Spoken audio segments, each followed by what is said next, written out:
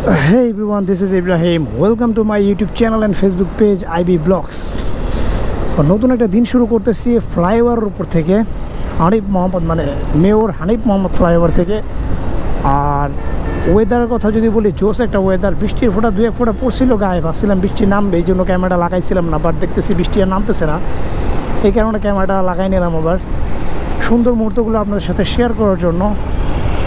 তো মেয়র হানিফ মোহাম্মদ ফ্লাইওভারের মধ্যে সর্বোচ্চ গতিসীমা লেখা আছে 60। আমি সর্বোচ্চ গতিসীমা মেনটেন করে বাইক রাইড করার চেষ্টা করি। আমার প্রত্যেকটা ভিডিওতে আমি বলছি যে আমি সর্বোচ্চ গতিসীমা মেনটেন করে বাইক রাইড করার চেষ্টা করতেছি অনেক দিন যাবতই। সো আপনারা সবাই, সব বাইকাররা যদি এইটা মেনটেন করার চেষ্টা করেন, তাহলে কিন্তু আসলে দুর্ঘটনার পরিমাণ অনেক কমে যায়। বাইকারদের জন্য যেসব নিয়ম নীতি প্রয়োগ করা হয়, ওইসব নিয়ম নীতি কিন্তু আর প্রয়োগ করা হবে না যদি আমরা গতিটা মেনটেন করে রাইড করি তাহলে। বাট সবাই তো আর এক মন মানসিকতা না, সেটা হচ্ছে বড় কথা। সবাই গতি মেনটেন করে বাইক রাইড করবেও না। সায়দাবাদ হচ্ছে বামে, আমি যাবো হচ্ছে চিটাগাং রোডের দিকে। আর র্যান্ডম একটা রাইড দেওয়ার জন্য আজকে বেরোইছি অনেকদিন পরে। সো মাঝখানে অনেকদিন বাইক নিয়ে বের হয় নাই। লাস্ট 300 ফিট পূর্বাচলে যে মোটর শোটা গেল, ওইটার থেকে আসার পরে বাইক নিয়ে আর বের হওয়া হয় নাই। সো অনেকদিন পরে কিন্তু বাইক নিয়ে বের হয়েছি আজকে আপনাদের সাথে সুন্দর মুহূর্তগুলো শেয়ার করার জন্য, আর কিছু কথা শেয়ার করার জন্য আপনাদের সাথে। তো আজকে আপনাদের সাথে কথা বলবো আমি গতিসীমা নিয়ে। অ্যাকচুয়ালি বাংলাদেশের বর্তমানে যে গতিসীমা করছে সেটা হচ্ছে হাইওয়েতে, এক্সপ্রেসওয়েতে 60, আর নর্মাল যেসব ঢাকা সিটির মধ্যে বাইক রাইড করলে 30-এ বাইক রাইড করার জন্য যেই নির্দেশনা দেওয়া হয়েছে, সেটা মেনটেন করে কি রাইড করা যায় কি না আমি সেটাই দেখব। সো এখন আমি হচ্ছে হানিফ ফ্লাইওভারের মধ্যে আছে, আর ফ্লাইওভারের মধ্যে সর্বোচ্চ গতিসীমা 60 দেওয়া আছে। আর এটাই বাইকারদের জন্য, এইটাই 60ই।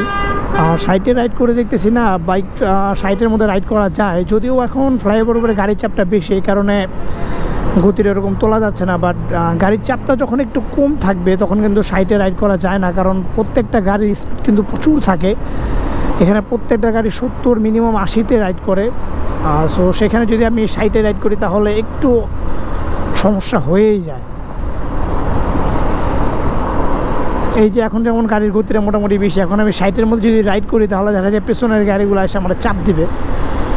সো একটু মেনটেন করাটা কষ্ট হয়ে যায়। প্রত্যেকটা গাড়ি, প্রত্যেকটা ভেহিকেল যদি এই জিনিসটা মানে, তাহলে আসলে সহজ কাজটাই কিন্তু, কঠিন কাজটাই কিন্তু সহজ হয়ে যায়। বাট সব ভেহিকেলে নিয়ম নীতিটা মানে না, এই কারণে কঠিন হয়ে যায়।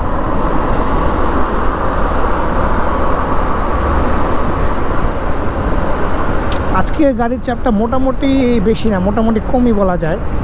আর যেটা নিয়ম করছে সেটা হচ্ছে ঢাকা সিটির মধ্যে 30-এ রাইড করাটা একটু টাফ হয়ে যায়। যেমন আমার বাইকের গতি কিন্তু 60+ উঠে গেছি। ডিসকভার 125 সিসির একটা বাইক আমার আগে চলে গেল। আমার গাড়ি যদিও 58 60-এর মধ্যে আছে, ও হয়তো 65-তে রাইড করতেছে। আসলে যার যার মন মানসিকতার ব্যাপার, এটা আর কিছুই না। আর আমি এর আগে বলছিলাম এই ফ্লাইওভারের মধ্যে আসলে সবসময় আমি টোল দিয়ে হচ্ছে বাম পাশ দিয়ে গিয়ে, আজকে আমি টোল দিব ডান পাশ দিয়ে গিয়ে। আজকে আমি এদিক দিয়ে টোলটা দিব। ফ্লাইওভার এতবার আসি, এরপরেও টোলের পরিমাণটা কত এটা আমি বারবার ভুলে যাই। 10 টাকা যদি আমি এখানে লাগাই রাখছি, যদি টোলের পরিমাণ 10 টাকার বেশি হয় তাহলে অবশ্যই আমাকে টাকা আবার বের করতে হবে। Bike bike bike bike bike bike bike বাইকের জন্য কত লেখা নাই তো, লেখা নাই। এমনি অন্যান্য জায়গায় দেখি লেখা থাকে, এখানে লেখা নাই।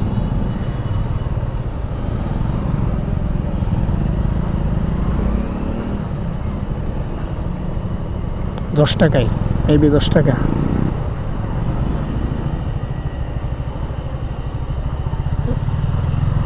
$10 টাকায়। পরিবেশটা কিন্তু খুব সুন্দর, এই টোল জায়গা দেওয়ার এই জায়গাটার খুব সুন্দর পরিবেশ, আসাম।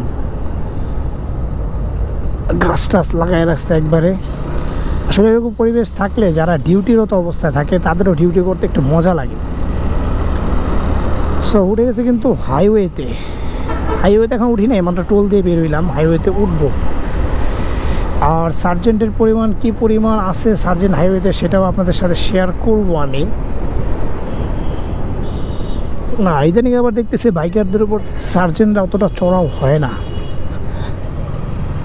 প্রাইভেট কারের উপর ইদানিং বেশি চড়াও হয়েছিল। কক্সবাজার, চট্টগ্রাম, সিলেট, নরসিংদী সব সোজা।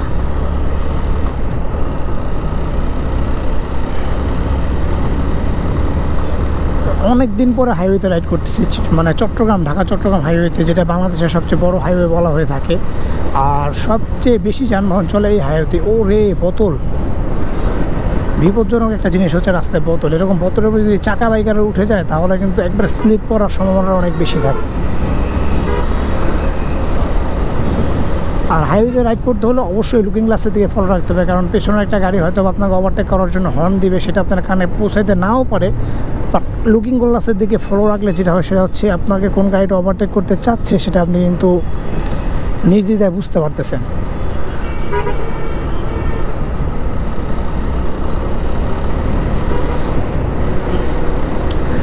গাড়ির পরিমাণ অত একটা বেশি নাই, মোটামুটি গাড়ির পরিমাণ কম আছে আজকে হাইওয়েতে, যদিও অন্যান্য দিনের তুলনায়, হ্যাঁ অন্যান্য দিনের তুলনায় গাড়ির পরিমাণ কম। ও এই যে আমার গাড়ি এখন 70-এ, আমি এখন 60-এ কীভাবে রাইড করবো বলেন? যদি 60-এ রাইড করি আমার পেছন দিক থেকে গাড়িগুলো এসে আমার চাপ দেবে, বাট আমি চাইলেও 60-এ কিন্তু রাইড করতে পারবো না।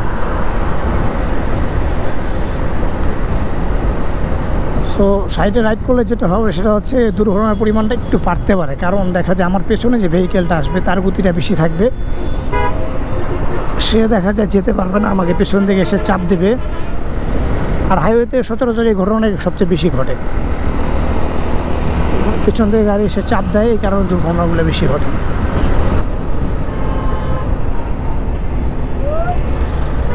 কার এখানে নষ্ট হয়ে গেছে মেবি, এই কারণে একটু গাড়ির চাপটা এখানে বাইরে গেছে। সামনে গেলে আবার চাপটা অবশ্য কমে যাবে। রোদ মোটামুটি আছে, বাট বাইকের গতির কারণে বাতাসটা শরীরে লাগার কারণে গরমটা এরকম লাগতেছে না, কিন্তু রোদ কিন্তু মোটামুটি ভালোই আছে, খারাপ না।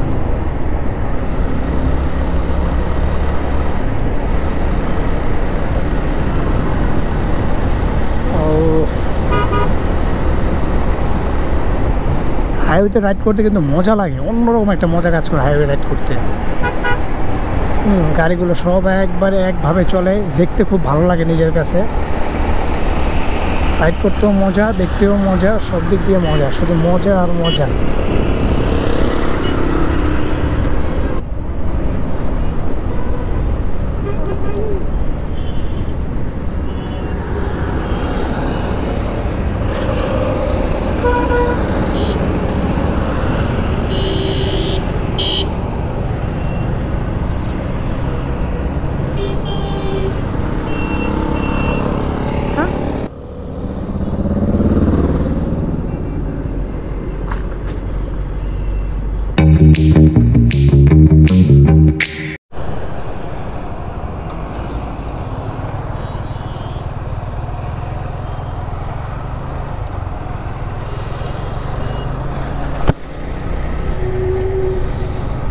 তো আবারও কিন্তু চিটাগাং হাইওয়েতে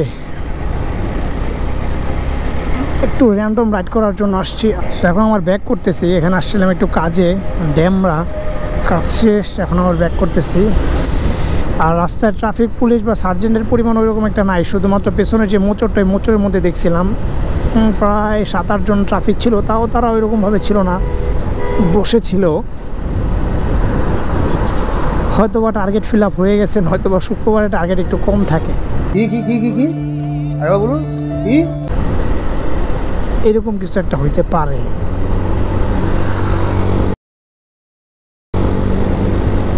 ও FZ-X নাম্বার প্লেট উড়িয়ে যাবো ভাই, নাম্বার প্লেট উড়িয়ে যাবো। দেখি যদি লোকটারে সামনে গিয়ে বলতে পারি নাম্বার প্লেটের কথা, তাহলে একটু হয়তো উপকার হবে তার, নাহলে নাম্বার প্লেট যেভাবে ঝুলতেছে খুলেই যাবে।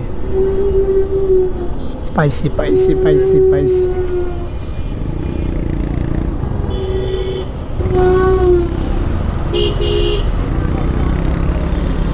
কোনো কেয়ারই নেই তাদের। নাম্বার প্লেট যে খুলে যাবো ভাই, নাম্বার প্লেট পরে যাবো, শুনে না। তারে কি বলি, তো টানের উপরে আছে পুরা, FZ-X নিয়ে পুরো মুড়ে আছে সে।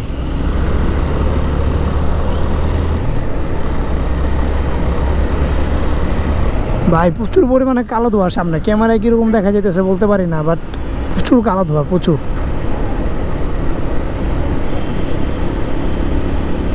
দেখেন নাম্বার প্লেটটা কীভাবে ঝুলতেছে ওনার।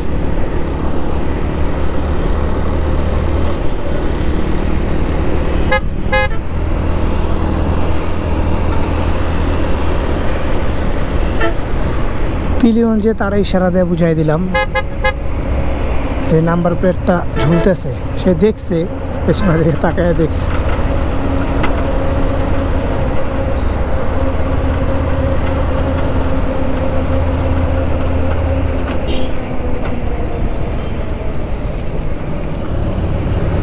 ডিজিটাল নাম্বার প্লেট বেরো নয় তো, শুধুমাত্র ল্যামিনেটিং করে সে করতেছে, ব্যবহার করতেছে।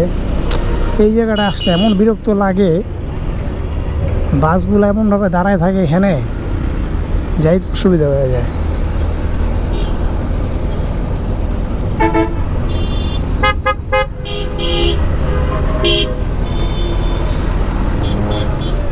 এগুলো সব শুধু পার্কিং করে যাত্রী নেওয়ার জন্য ব্যস্ত হয়ে যায়, আর রাস্তা আটকায় এমন জ্যাম করে রাখে।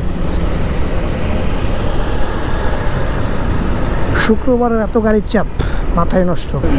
ওই যে সামনে এখান থেকে জ্যাম দেখা যেতেছে, মানে শুক্রবারের দিনেও রাস্তায় শান্তি নাই, জ্যামের জ্বালা থেকে মুক্তি নেই। এই জায়গায় জ্যাম, এই জায়গায় জ্যাম থাকার কথাই, এই জায়গায় জ্যাম থাকার কথাই। যাক, বেশিক্ষণ থাকবে না মনে হচ্ছে। এই যে ডান পাশের গাড়িগুলো আগে বাড়তেছে দেখা যাচ্ছে, দেখে একটু শান্তি লাগতেছে। যাও যাও, এই বাস চাপ দিয়ে দিচ্ছে প্রাইভেট কারে, উনি এখন আর বেরোতে পারবে না, ওনার পিছনে পিছনে বের হওয়া লাগবে।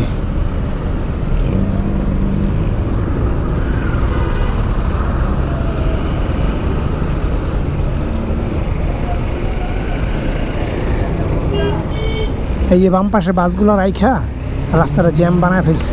রাস্তা কিন্তু পুরো খালি, ওরে খোদা, দেখছো অবস্থা, রাস্তা পুরো খালি। এই গাড়িগুলো রাইখা রাইখা এখানে জ্যাম করছে, বাম পাশে রেখে রেখে। সায়দাবাদ, গুলিস্তান, পলাশি সোজা। তো আমি যাব পলাশি, মানে পলাশি বের হব, আমার যেতে হবে সোজা। তেরা নাই, যেতে থাকি, দেখি কত দূর যেতে পারি। ও ফ্লাইওভার উপরে যদি জ্যামটা না পাই তাহলে যে ভালো লাগবে, উপরে একটা শান্তি শান্তি লাগবে মনের ভিতরে। কারণ এই ফ্লাইওভার দিয়ে আমি যতবার আসছি ততবারই আমি জ্যাম পাইছি, যেটা আমাকে খুব প্যারা দিছে। মানে আসার পথে ক্লিয়ারে আসি, যাওয়ার পথে প্রত্যেকবার জ্যাম পাইছি আমি, প্রত্যেকবার। আজকে কি অবস্থা দেখি, কারণ আজকে তো ফ্রাইডে। এই বাম পাশে বাসগুলো রাইখা যাত্রী নিতে আছে, ডাইন পাশে পুরা, বাম পাশে পুরা জ্যাম লাগাই দিছে।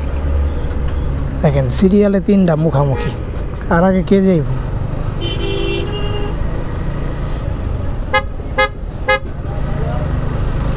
বলে বলে বাইলো বাইলো, এই রেখে দিছে একটারে।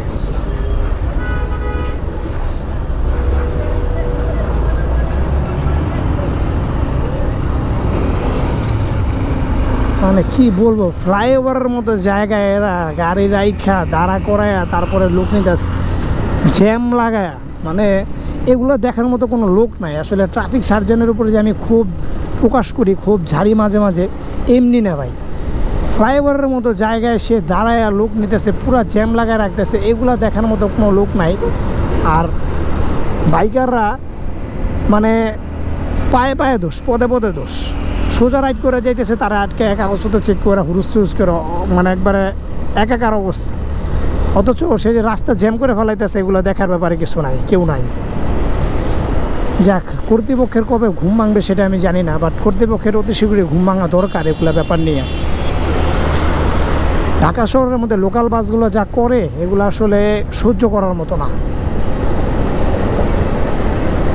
এগুলো দেখার মতো আসলে লোক নাই। আসলে এখানে তো ট্রাফিক সার্জেনও নাই, দেখবে কে? আর ট্রাফিক সার্জেন্টরা এইসব ভিডিও দেখে কি না সেটাও তো জানি না।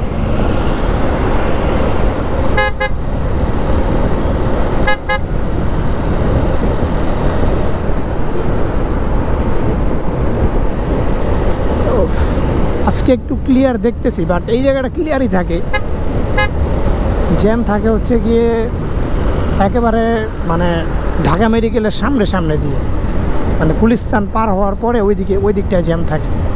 এমনিতে মোটামুটি দিকে ক্লিয়ারই থাকে।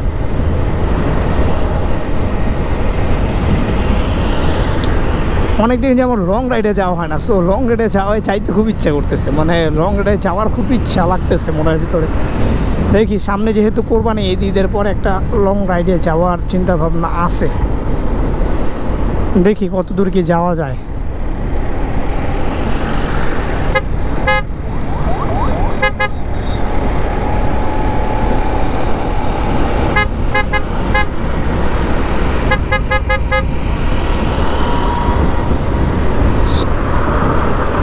ওই দেখেন প্রাইভেট কার টান দিছে কি, এর তো ধরা মুশকিল, ভুলেও ধরা যাবে না। গতি মেনটেন করে রাইড করতে পারতেছি না, যদিও আজকের ভিডিও উদ্দেশ্য ছিল আমার গতি মেনটেনের রাইড করা। ওই যে দেখেন গতি মেনটেন করার জন্য ব্যবস্থা হয়ে গেছে, জ্যাম লাগিয়ে গেছে, মানে তুমি গতি মেনটেন করবে না, তোমার মেনটেন করাবো। যেটা বলতেছিলাম যে আমি সব সময় যাওয়ার সময় ক্লিয়ারে যাই পুরো রাস্তাটা, ব্যাক করার সময় আমার জ্যামে পড়তে হয়। সেম আজকেও একই অবস্থা, ব্যাক করার সময় আমার জ্যামে পড়তেই হইলো, পুরা জ্যাম এখান থেকে নিয়ে একবারে কি বলে একবারে যেখানে টোল দেয় ওই পর্যন্ত পুরোটাই জ্যাম। জ্যাম ট্যাম পার করে তারপরে ক্যামেরাটা অন করতেছি। যেটা বলতেছিলাম যে টোল দেওয়া পর্যন্ত পুরোটাই জ্যাম, আসলে পুরোটাই জ্যাম ঠেলে আসছি অবশেষে টোল পর্যন্ত। একটু বামে দাঁড়াইতে হবে কারণ আমার টাকা বের করতে হবে।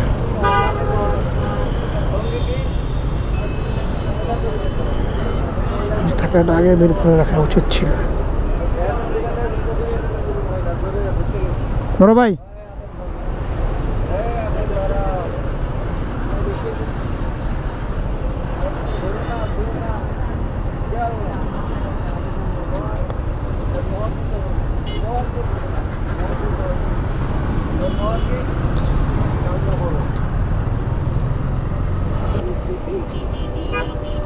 চাপ দিয়ে দিছে একবারে। ও জ্যাম জট ছেড়ে কিন্তু অবশেষে বের হয়েছি। এখন একটু গরম লাগতেছে, রোদ লাগতেছে। যা গতি সেবা মেনটেন করে বাইক রাইড করতে চাইছিলাম, যদিও যাওয়ার সময় আমি গতি মেনটেন করছি, আসার সময় মেনটেন করতে পারি নাই, কারণ আসার সময় গাড়ির প্রচুর চাপ ছিল। আমি গতি মেনটেন করতে গেলে আমার চাপ দিয়ে দিত, অবস্থা কীরকম রাস্তা ছিল আপনারা দেখতেই পারছেন। হোপ রাখতেছি ভিডিওটা আপনাদের ভালো লাগছে। ভিডিওটার মধ্যে যদি কোনো কিছু ভালো লেগে থাকে তাহলে একটা লাইক দিয়ে দিবেন, আর আমার পেজে যারা যারা নতুন তারা একটু ফলো করে দিবেন, আর ইউটিউব চ্যানেলে যারা যারা নতুন তারা একটু সাবস্ক্রাইব করে দিয়ে আমার পাশেই থাকবেন। ভিডিওতে যদি কোনো কিছু ভালো না লাগে তাহলে আমার চ্যানেলটা দেখতে থাকেন, দেখতে দেখতে অবশ্যই ভালো লেগে যাবে। দেখাবে পরবর্তী কোনো ভিডিওতে অন্য কোনো টপিক নিয়ে নতুন কোনো কথা। সেই পর্যন্ত সবাই থাকবেন ভালো, সবাই থাকবেন সুস্থ, সবাইকে আসসালামু আলাইকুম। আচ্ছা বিয়ার গাড়ি